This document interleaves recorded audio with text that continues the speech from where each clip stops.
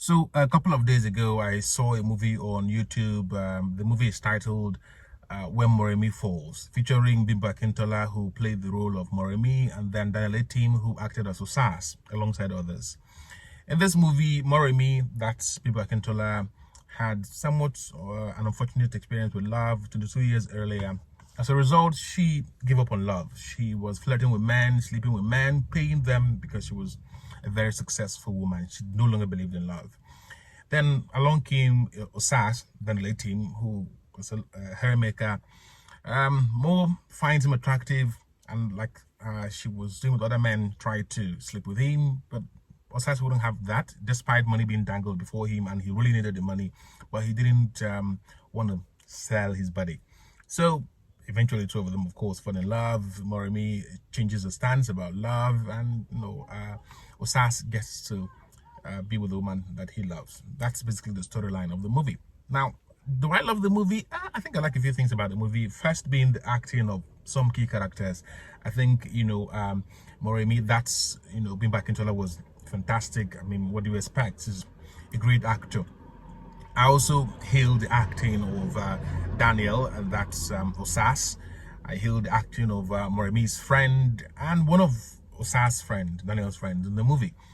I mean, the four of them were fantastic. I think there was this part where, a friend of Osas said, Osas, don't finally pick a village we'll call low, and stuff like that. Those, spontaneous moments made me feel like the guy was going off the script in a very positive way, and I loved it. Even Moremi's friend was such a fantastic actor and so eloquent as well. So acting in this regard was pleasant. I loved it.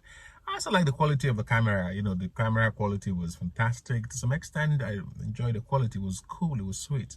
Made the movie, way more enjoyable than ordinarily it would have been. And I also like the fact that, they tried to show things that matched the standard of, Mo in the movie Moremi. I mean, she was a successful businesswoman, very rich, and she kept changing hairs in the movie. I think I could count up to 5, 6 hairs she used. And that's great. Normally in a lot of YouTube movies, you see a woman type movie with same hair and with same hair, and it's not like it's natural hair or dread or something. That's another good one. So kudos to them for that. But are there things the movie could have done better? Of course. And I think it starts with, let's start with Osas.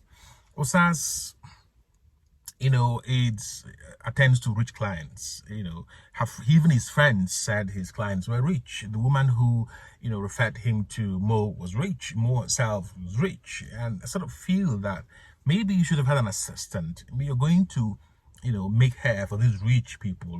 You should go with an assistant. What if it's not just a fixed weave? What is this? Do something more complex? Probably have an assistant. And secondly, Osas tells Moremi that he lives in his shared apartment.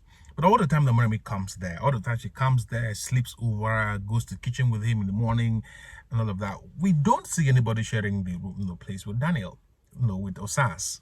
Sometimes you see them, having a chat when Moremi wasn't there. And then Moremi comes around and nobody is there save for Osas. Maybe they should have mentioned in passing that Osas had asked his roommates, his housemates to go elsewhere, all of that. But it just occurred to me that all of the time that Moremi was there, we didn't see the people that Osas was sharing the apartment with. And then again, the conflict we saw towards the end about Osas' ex coming and this lady showing up in the morning, I don't think it was so necessary, and I think it was poorly done. There probably were bigger areas of conflict than this one, and it was also weak, the whole idea. This lady lives very far from Osas, very, very far, because Osas mentioned this when the woman was coming to see him the first time. It was like, it's so far and all of that, and the woman didn't mind. Sent the address to her, and she showed up. So it didn't make sense that she would come there in the morning after jogging, because she looked like she had jogged. She wore jogging outfit, jogging clothes. She lived very far. She was definitely not going to be able to jog from her house to come and see Osas. Number one, she was not going to drive to go and jog and then drive back after jogging. It just didn't make sense. She wouldn't jog, then get home, wear the same outfit that she had jogged with, and then drive to Osas' house. All of these things didn't make sense. But the movie just wanted her to show up in the morning to see Osas' ex there in the morning. So, and I have this problem with a lot of YouTube movies. They have this single purpose. They pursue this purpose. They don't care how unrealistic everything else looks. This didn't make sense to me, honestly. And like I said earlier, there are probably better bases, for conflict. Say Daniel's parents and Osas' parents objecting to his, relationship with this woman, being that the woman is about 15 years older, Daniel 37, the woman 52. How about having children? How about what people are going to say? Maybe the family objecting to the relationship based on issues like this. That didn't come up, but I believe that would have been stronger than, an ex coming to sleep over and she find out in the morning and all of that. It wasn't strong enough conflict, and they resolved it in just one go.